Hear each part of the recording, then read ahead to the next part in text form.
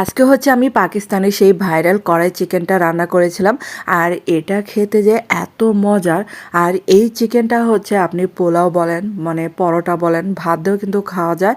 অসম্ভব মজার একটা ভাইরাল রেসিপি, মানে পাকিস্তানের একটা জনপ্রিয় খাবার বলতে গেলে। আসসালামু আলাইকুম সবাইকে। আর এটা কিন্তু রান্না করতে অনেক কম সময় লাগে আর মশলা কিন্তু কম লাগে। এখানে আমি 2টা পেঁয়াজ, মানে মিডিয়াম সাইজের পেঁয়াজ একটু কেটে নিয়েছি। তারপর হচ্ছে রসুন দিলাম 2-3 কোয়া।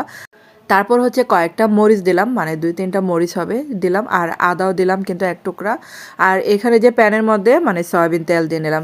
তারপর হচ্ছে এখানে আমি যে কয়টা চিকেন রান্না করব, আর সেই কয়টা চিকেন এখানে তেলের মধ্যে দিয়ে নিলাম। আর এই চিকেনগুলো কিন্তু এই তেলের মধ্যে ভেজে নিতে হবে। আর এই ভাজার মধ্যে কিন্তু মানে এখানে আমি অর্ধেকটা সিদ্ধ করে নেব। আর এই যে দেখেন এটা কিন্তু প্রায় কিন্তু ভাজা হয়ে গেছে। আর এটার কালার যখন চলে আসবে, মানে বাদামি কালার চলে আসবে, তখনই কিন্তু আমি বাকি মশলাগুলো এখানে অ্যাড করব। কারণ হচ্ছে ভাজার মধ্যেই এখানে অর্ধেকটা রান্না করতে হবে। আর এই যে আমি যে ব্লেন্ড করে রেখেছিলাম পেঁয়াজ, কাঁচামরিচ, রসুন, আদা, সেই মশলাটা দিয়ে দিলাম। আর এখানে হচ্ছে যে ব্লেন্ডার ধুয়ে একটু পানি দিলাম।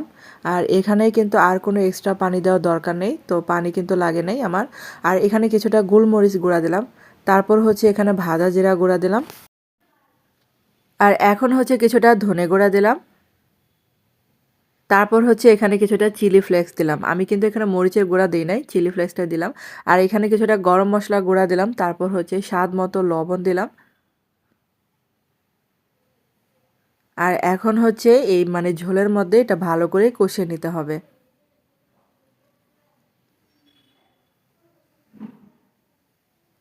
আর এখন হচ্ছে আমি কিছুটা দই দিয়ে দিলাম। তো ফ্রিজে আমার দই ছিল, সেই দইটাই দিলাম এখানে। আর এই যে দইয়ের যে এক্সট্রা পানিটুক থাকে সেটা দিয়ে কিন্তু চিকেনটা অনেক সুন্দর রান্না হবে। আর এখানে কিন্তু আর কোনো পানি দেই নাই, তো এটার মধ্যে আমি সিদ্ধ করে নিচ্ছি। আর চুলার আঁচটা কিন্তু আমি মিডিয়াম আঁচে রেখে এগুলো সিদ্ধ করে নিচ্ছি। তারপর এখানে 1 চা চামচের মতো চিনি দিয়ে দিলাম। যেহেতু টক দই দিয়েছি, স্বাদের একটা ব্যালেন্স থাকার জন্য আমি কিছুটা চিনি দিয়ে দিলাম। আর বন্ধুরা, আপনাদের কাছে ছোট্ট একটা রিকোয়েস্ট, যারা আমার চ্যানেলে আজ প্রথম ভিডিও দেখছেন কিন্তু চ্যানেলটাকে সাবস্ক্রাইব করতে ভুলে গেছেন, প্লিজ তাদের কাছে অনুরোধ রইল চ্যানেলটাকে সাবস্ক্রাইব করে আমার পাশে থাকতে পারেন। আর এই যে দেখেন একদম মানে পানি উঠতেছিল কিন্তু, কারণ এখানে টক দই দেওয়া হয়েছে, তারপর ব্লেন্ডার ধুয়ে পানি দিয়েছিলাম। আর এখন কিছুটা মানে 1 চা চামচ ঘি দিয়ে দিলাম।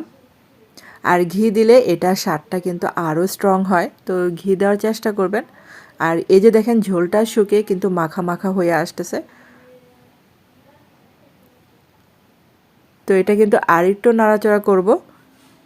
আর এটা যখন প্রায় হয়ে আসবে তখন এটার উপর দিয়ে কিছুটা যে আদা লম্বা করে কেটে নিয়েছি, তারপর কাঁচামরিচ কেটে নিয়েছি, এটার উপর দিয়ে দিয়ে দিলাম। আর একটু মানে 1 থেকে 2 মিনিটের মতো একটু দমে রাখবো।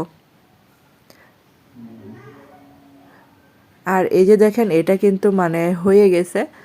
আর বন্ধুরা, আজকের এই পাকিস্তানের কড়াই চিকেন রেসিপিটা আপনাদের কাছে কেমন লেগেছে অবশ্যই কিন্তু আমাকে কমেন্ট করে জানাতে পারেন। আর এই যে দেখেন মাখা মাখা হয়ে গেছে, তো এখন কিন্তু চুলাটা আমি বন্ধ করে দেব।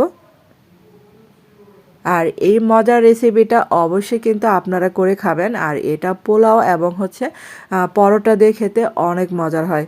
আর পাকিস্তানের এই চিকেন কড়াইটা অসম্ভব মজার। আর এই যে দেখেন এটা তো হয়ে গেল, তো এখন একটা প্লেটে কিন্তু আপনাদের জন্য পরিবেশন করে দেখাচ্ছি। আর এই যে দেখেন একটা সার্ভিং মানে ডিশে আমি ঢেলে নিচ্ছি এটা। আর সামনে ঈদে কিন্তু এই রেসিপিটা আপনারা ট্রাই করে দেখতে পারেন, অনেক মজার হয় এই রেসিপিটা।